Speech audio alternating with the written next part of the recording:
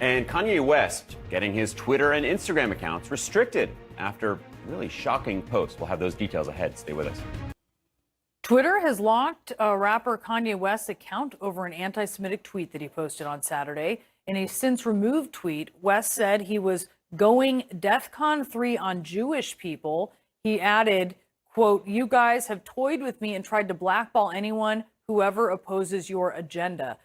So this is coming after his Instagram account was also restricted for violating that company's policies. Joining me now is CNN entertainment reporter Chloe Melas. Chloe, tell us what's happening here and what the reaction has been like.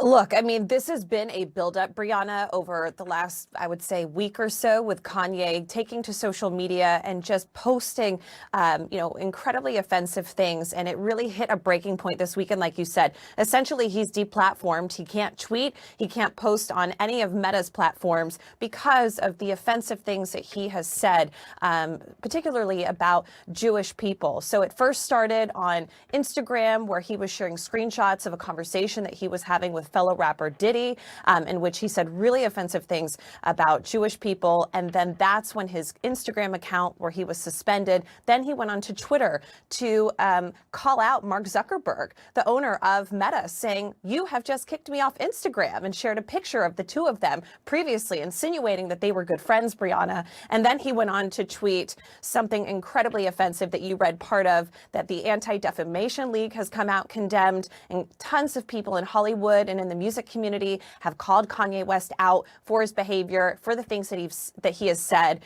But we haven't heard anything else from him, but he really doesn't have a place to go say anything else right now. So this all started, what, because of his White Lives Matter shirt?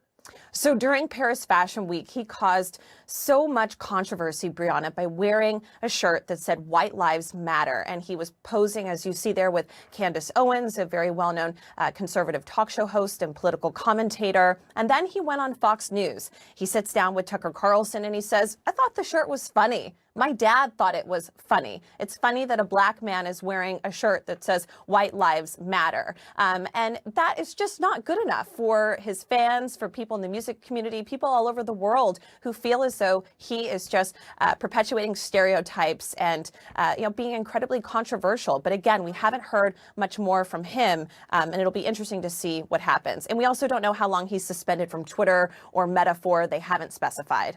There is growing concern that Moscow could resort to nuclear weapons. The Kremlin spokesman, however, has dismissed the possibility of Russia retaliating with tactical nuclear weapons. And I mean, there have been a whole slew of conspiracies that have kind of popped up about me. The hardest thing to accept is people that have known me for, in some cases, decades, buying into a lot of that crap. The idea that I work for the FBI and that I've been a plant in the Metropolitan Police Department for 2 decades waiting for this moment, or that I was somehow spawned from a petri dish and am the love child of Nancy Pelosi and God knows who else. But actually, people believe it. President Biden's sinking approval rating may be leaving his party vulnerable with less than a month until the midterm elections. In CNN's poll of polls, which tracks 5 major national polls, Biden's approval rating stands at 39%. 52% disapprove of the job he's doing as president.